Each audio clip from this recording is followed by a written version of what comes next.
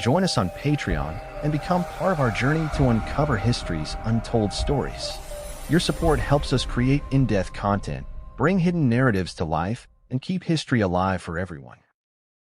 Throughout the vast, intricate history of the United States, few stories evoke as much heartbreak, indignation, and reflection as the betrayals faced by Native American nations at the hands of the U.S. government. These stories, often overlooked or sanitized in mainstream narratives, reveal a persistent pattern of broken promises, exploitation, and disregard for the sovereignty and humanity of indigenous peoples. This history, though deeply troubling, is essential for understanding the foundation of modern America and the enduring resilience of Native American communities.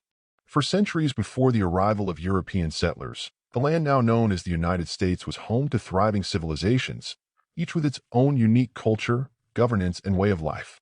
These nations, interconnected by trade and diplomacy, respected the land as sacred and integral to their existence. With the arrival of European colonists, however, the dynamic changed dramatically. Initial encounters often involved trade and tenuous alliances, but as the settlers' hunger for land and resources grew, conflict and deceit became cornerstones of the relationship. The U.S. government's dealings with Native American tribes were marked by treaties, ostensibly agreements made in good faith to ensure peace and mutual benefit. These treaties, however, were frequently violated or manipulated to serve the interests of settlers and the expanding nation. The promises of protection, resources, and respect for territorial boundaries were seldom upheld, leaving Native communities vulnerable and dispossessed. One of the most striking aspects of this history is the sheer audacity with which agreements were broken. Treaties were often signed under duress or with deceptive language that Native leaders could not fully comprehend. Even when agreements were clear and unequivocal, they were disregarded the moment they became inconvenient for the government. This betrayal was not limited to any single era but spanned centuries, affecting nearly every tribe in the country. These betrayals were not just legal or political maneuvers, they were deeply personal. They tore families apart, dismantled communities, and erased centuries-old traditions and connections to the land.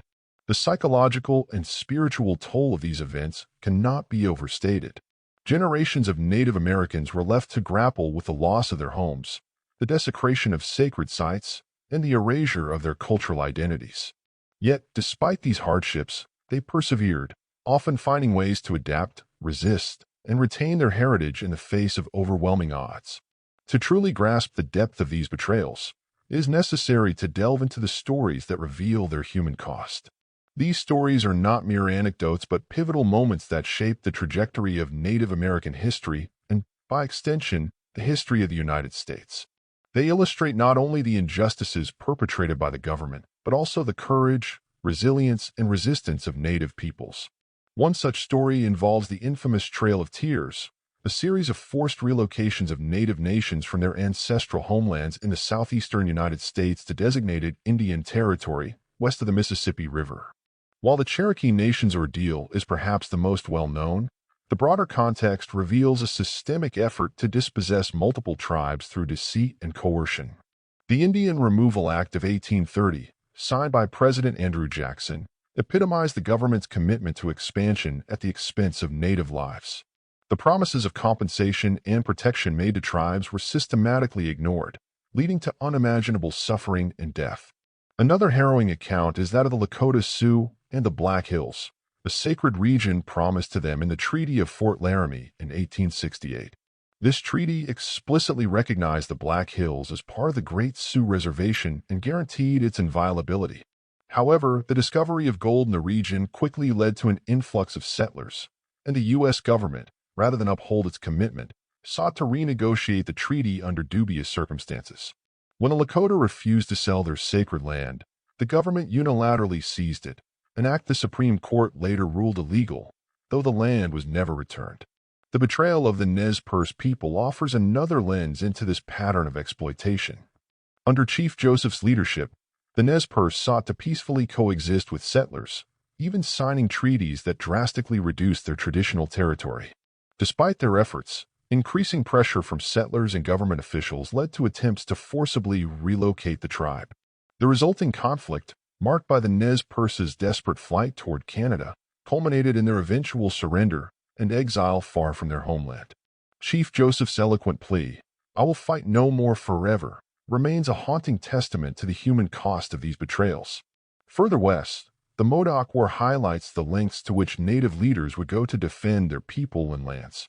The Modocs' resistance against forced relocation to a reservation shared with their traditional enemies was met with a brutal military campaign. Despite their small numbers, the Modoc fighters demonstrated extraordinary courage, holding out against overwhelming odds in the rugged terrain of the lava beds in present-day California. Their eventual defeat led to the execution of their leaders and the further erosion of Native autonomy. The story of the Apache leader Geronimo also underscores the duplicity of U.S. officials in their dealings with Native nations. Geronimo's repeated efforts to secure peace for his people were met with betrayal and imprisonment. Promised safety and freedom if he surrendered, Geronimo instead found himself and his people exiled to distant lands, their spirits broken but their legacy enduring as symbols of resistance and defiance. The Wounded Knee Massacre of 1890 serves as a chilling reminder of the consequences of these betrayals. The Ghost Dance movement, a spiritual revival among Plains tribes, was misinterpreted by the government as a threat.